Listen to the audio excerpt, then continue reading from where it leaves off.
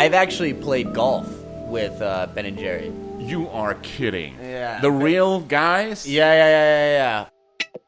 Meet Palle Bo, a full-time traveler and digital nomad from Denmark on an epic journey around the world. I said goodbye to my Couchsurfing friend, Blueberry Ben, and headed west. It was a drive of 243 miles, around 390 kilometers, that took me back through New Hampshire. And just across the state line, I made it to the last of the 6 states in New England. I had 2 stops in Vermont, and my first was a wonderful Airbnb down a gravel road, and the view from there was astonishing. My name is Palle Bo. This is episode 192, this week from Vermont. This is The Radio Vagabond. I ended up my last episode by saying goodbye to Ben and that I was going to Vermont to look for another Ben, as in Ben from Ben and Jerry. Spoiler, I didn't find him. But what I didn't know when I said those words a week ago is that I met someone who has met the real Ben and Jerry. He's from Vermont, and funny enough, his name is also Ben. How weird is that? I met this Vermont Ben where I am right now as I'm editing this episode, and he's got a lot to say about his home state, and you get to meet him in a few seconds. But first, let me remind you that the Radio Vagabond is supported in part by Hotels25.com. It's a website that helps you find the best deals on hotels, hostels, and guest houses all over the world. You will not be able to find a better deal anywhere, I promise you, because it searches all the major hotel sites in one simple search. Hotels.com, Booking.com, Agoda, Expedia, Kayak, and many, many more, and gives you a list to choose from. Hotels25.com, it's best price guaranteed. You are listening to The Radio Vagabond, your guide to taking that first step towards living a more fulfilling and adventurous life. If Palle Bo can do it, why can't you? As I've been working on this episode that you're listening to right now, I'm in Panama, in Bocas del Toro. And last night there was a pool tournament, and in the final I met you, Ben. Yeah, and unfortunately I lost. I was kind of shocked, but yeah, he beat me last night, so all the credit to him. I got the trophy and a bottle of wine and my name on the board, which I'm super proud of. I was so jealous watching you drink that bottle of wine there. It was good. It was good. And it's so funny because the reason you're on this episode is like when we were playing, I said, where are you from? And you said? Vermont. Vermont, of all places, and I'm just working on it. And you said that you're a proud Vermonter. A proud Vermonter, yeah. I thought I'd quiz you a little bit on that. I got some facts about Vermont and see if you can get it right. So, do you know where the name Vermont come from? Vermont it's a French word, I believe. It's Vermont, which means green mountains. Yeah, exactly. Bing! Yeah, You got that one right. I always, when I've been traveling along, when I've met French people, they're like, where are you from? I'm like, Vermont. You know, I say it in a French accent, and they laugh. But yeah, I knew that was. There's a lot of French influence in Vermont, so. Yeah. And it's also pretty close to Montreal. Yep. I'm about 2.5 hours away from Montreal, right near the Canadian border. So. And it's also the nickname is the Green Mountain State. Yeah. So I ski and bike a ton, and I live about 15 minutes outside of Burlington. But then my grandparents have a house on the water, so we have a boat as well, and yeah, living the outdoorsy life in Vermont, it's beautiful. Yeah. And speaking of Burlington, it's the biggest city. It's among all the states in the U.S., Burlington is the biggest city that is the smallest city, if that makes sense. That is exactly correct. Yeah, Burlington's not the capital, but it is the biggest city, and it's tiny. I mean, it's tiny, but it's awesome. And you have, is it the smallest state capital in the U.S.? I believe so, yeah. With 7,787 people in... Holy crap. Oh, my God. It is tiny. It's tiny. Yeah, but so the capital is Montpelier, or Montpellier, as the French would say. And I never go to Montpelier. There's really nothing to do there. Burlington is really the city that people go to have fun and do stuff. So Burlington's the main city in Vermont, yeah. And the state itself is also quite small. It's not the least populous state in the U.S.? Correct. It's not the least populated, but it is really small. And there's a lot of places that you just don't go because there's like nobody living there. Yeah. So the only one with less people is Wyoming. Correct. Wyoming, yeah. You have a lot of cows. Yes, we do have a lot of cows. There's some of my friends joke that there's more cows than people in Vermont, which actually might be true.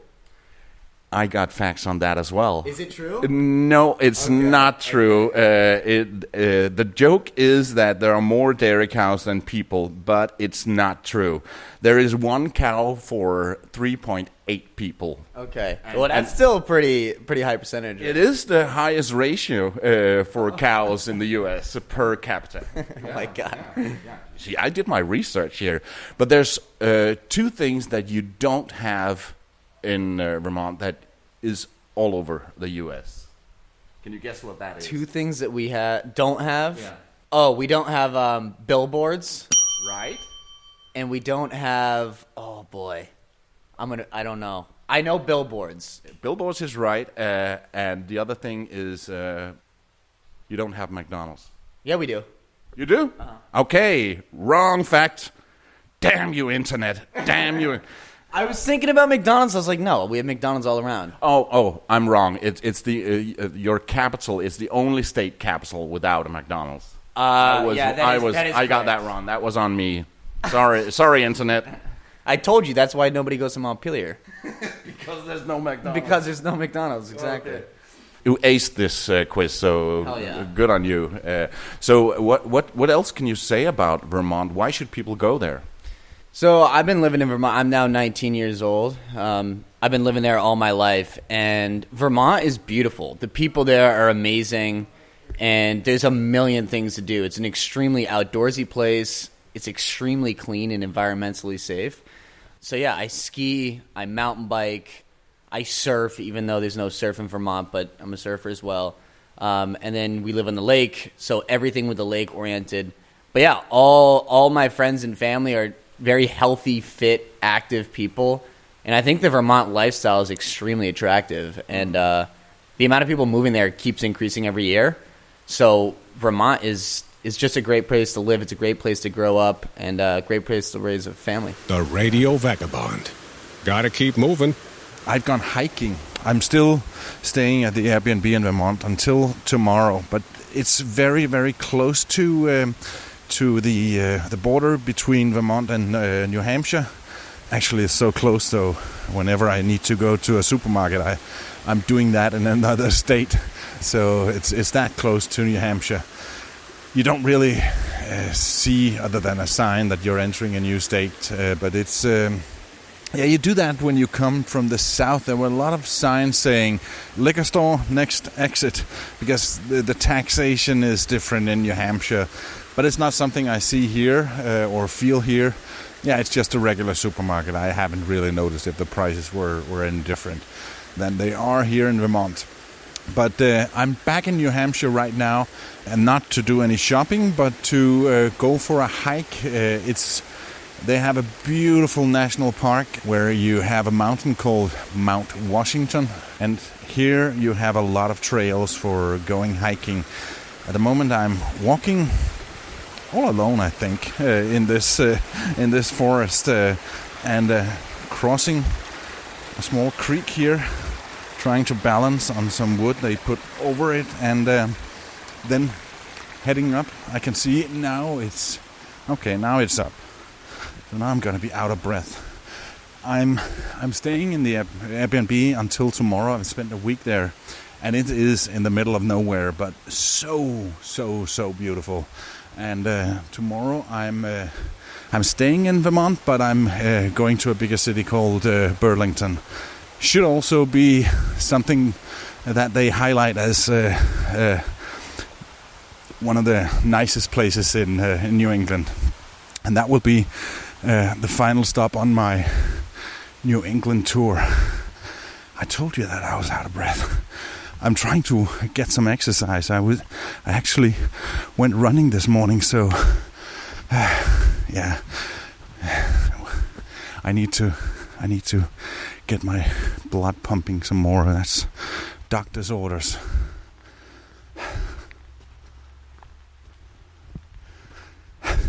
I had 2 stops in Vermont. The first one was just across the border from New Hampshire. So obviously I also went to Mount Washington. Yeah, Mount Washington's amazing. The mountains in Vermont are really beautiful. Us East Coast skiers all kind of pride ourselves on skiing with no snow and just ice. But it is the mountains are beautiful, and we hike in them in the summers. And yeah, only good things to say about the Green Mountains here in Vermont. Here at Mount Washington, there's a railway going to the top. It's quite a hike up there, so I didn't go, and instead I went down another way. And here I find this railway. There are 3 trains pushing a cart. 4 trains actually. 3 with a diesel engine and 1 that is a steam train. And the first one is about to leave. The 3 diesel engines are first, and then comes the steam engine, really old-fashioned steam engine at the end.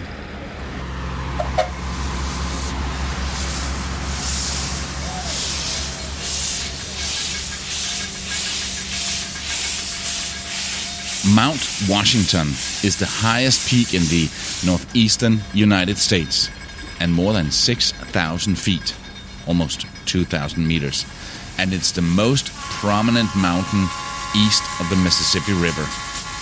The train to the top is called Mount Washington Cog Railway, and it takes you on a dramatic ascent to the summit. The Cog is the first mountain climbing cog railway in the world, and the only one currently in operation in North America.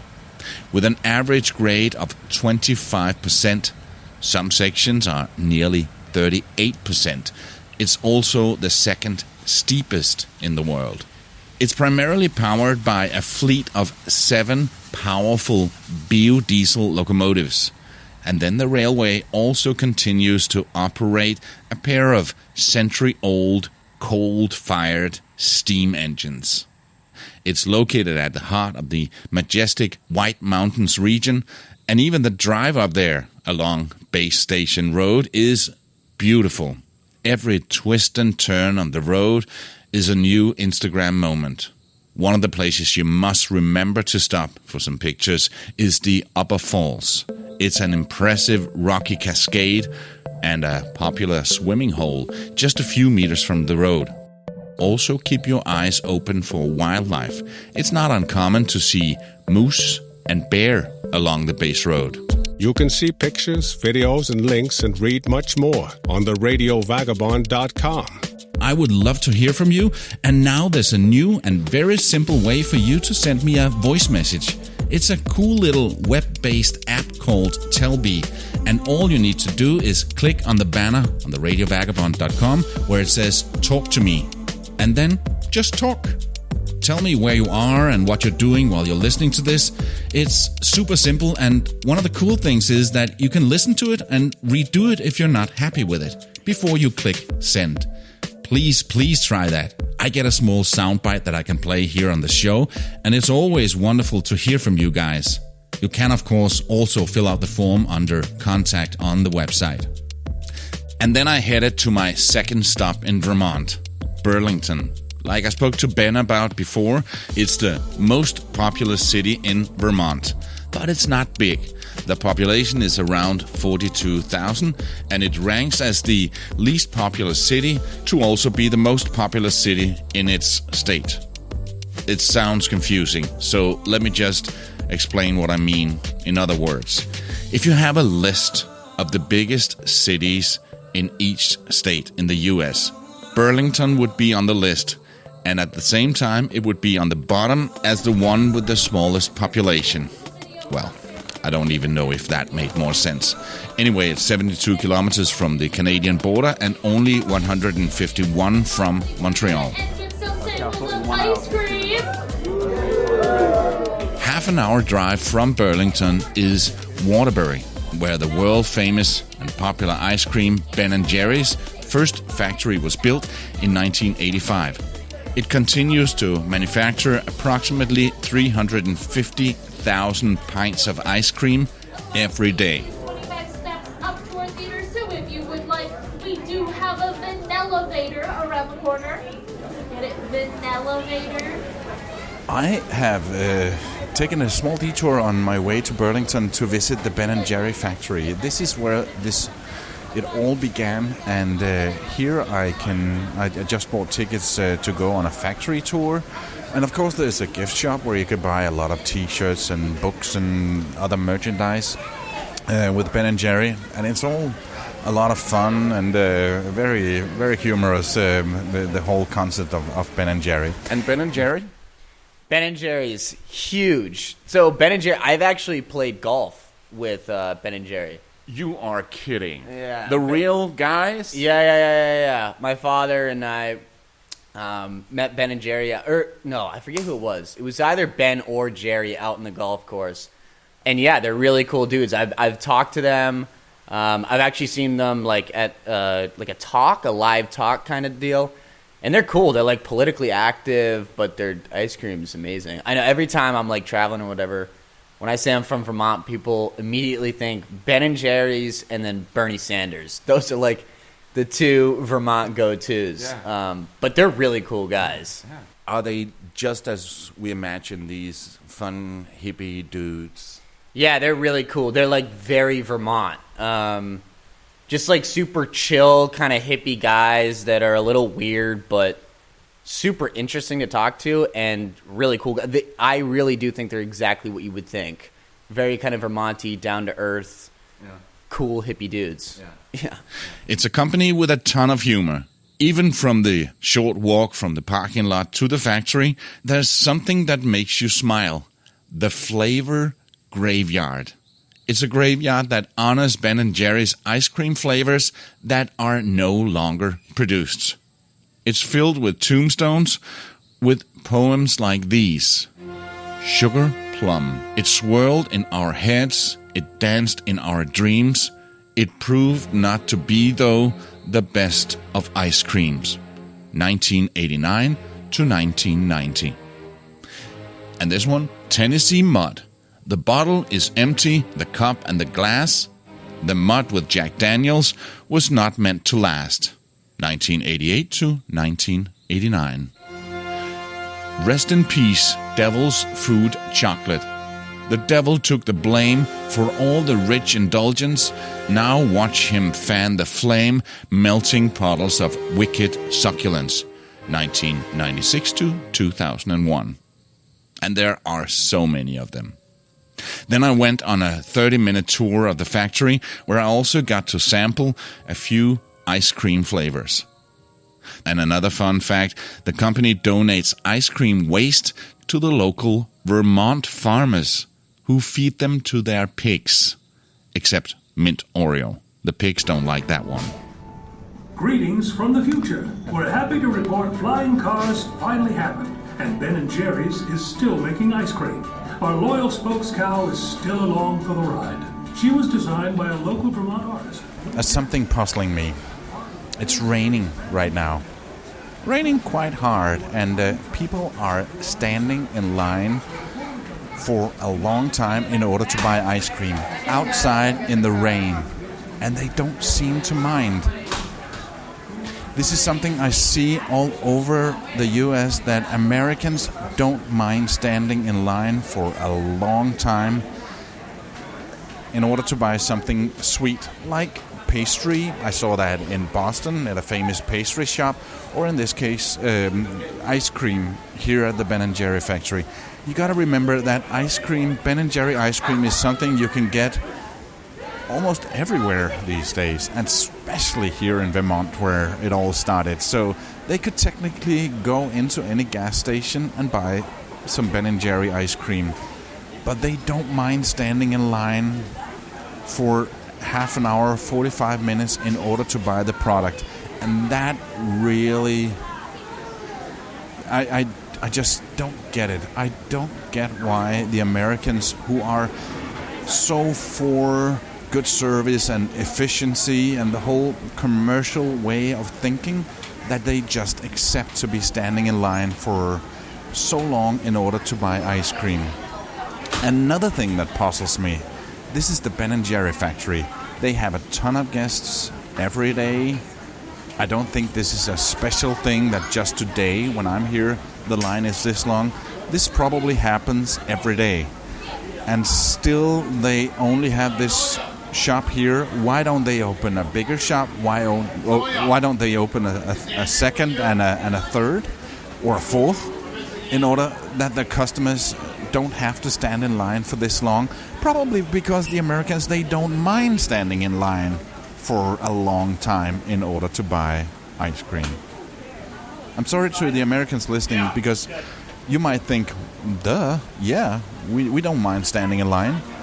But for me as a Danish guy, if any Dane came up to this and thought, okay, I like the ice cream and I'm sort of craving, but I'm not going to stand in line for half an hour, 45 minutes in order to give you a lot of my money in order to get some of your product, I'm not going to do that. I just don't get it.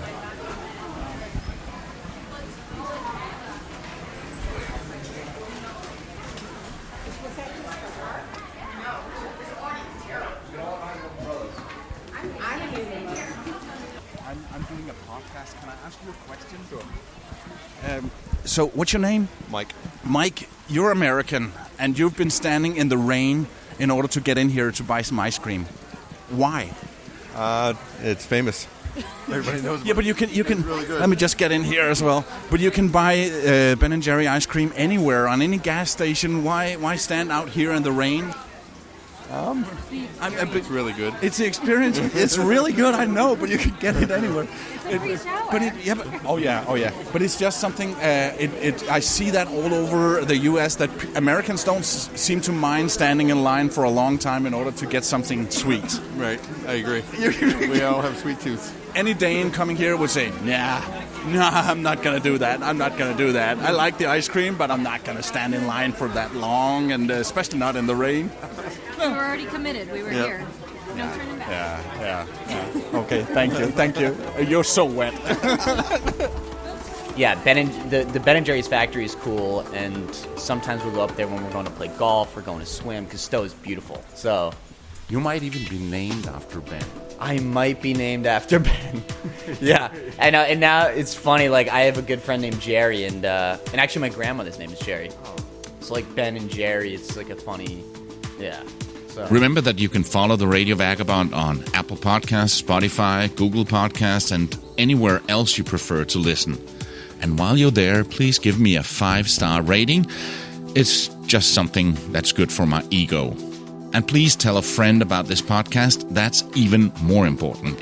Thank you so much. You're the best. And you're heading back now. Yeah, so I am headed back now. I have 1 week left here in Panama, and I'm headed home for the summer, which I'm actually really looking forward to. So summer in Vermont is beautiful. Going to be living on the lake with all my best friends. I golf just about every day.